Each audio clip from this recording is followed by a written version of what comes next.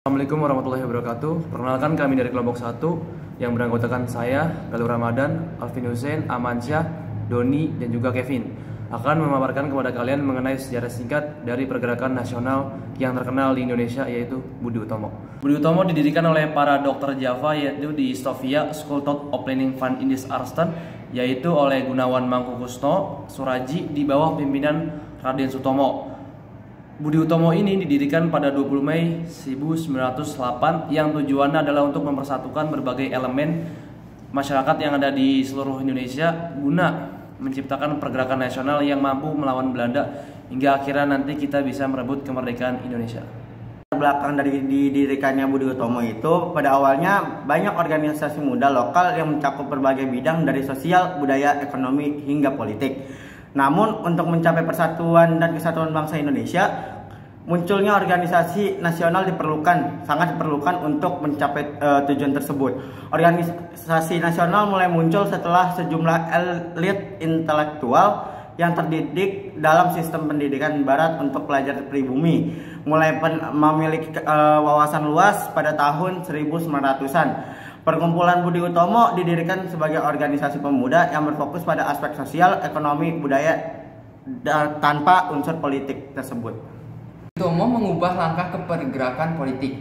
Dr. Sutomo kembali dari Belanda dan mendirikan Persatuan Bangsa Indonesia atau PBI sebagai organisasi politik. Setelahnya, Budi Utomo juga beralih ke perjuangan politik. Dr. Sutomo memiliki pengalaman dalam memimpin Perhimpunan Indonesia di Belanda yang berfokus pada politik, sehingga mengubah arah Budi Utomo ke politik tidak sulit. Pada Kongres Budi Utomo tahun 1935, PBI dan Budi Utomo bergabung menjadi Partai Indonesia Raya atau Parindra. Organisasi ini tetap aktif dalam politik hingga jatuhnya pemerintahan Hindia Belanda. Dampak untuk gerakan nasional adalah gerakan nasional di Indonesia dipengaruhi oleh faktor dalam dan luar. Faktor dalam melibatkan kaum intelektual dan terpelajar yang memiliki pengaruh langsung. Budi Utomo sebagai salah satu organisasi memiliki dampak yang signifikan dalam bidang pendidikan dan kesadaran masyarakat untuk memajukan Hindia Belanda. Mereka menekankan pentingnya pendidikan sebagai alat pembangunan bangsa dan juga meminta beasiswa dari pemerintah Belanda untuk belajar di negara tersebut.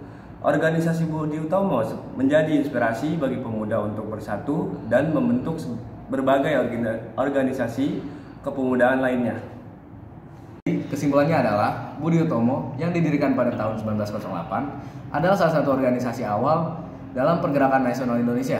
Namun, pada tahun 1934, Budi Utomo mengalami perpecahan dan dibubarkan. Sebagian besar anggotanya kemudian bergabung dengan Persatuan Bangsa Indonesia atau yang disebut PBI, yang kemudian menjadi bagian dari Partai Indonesia Raya atau yang disebut Parindra.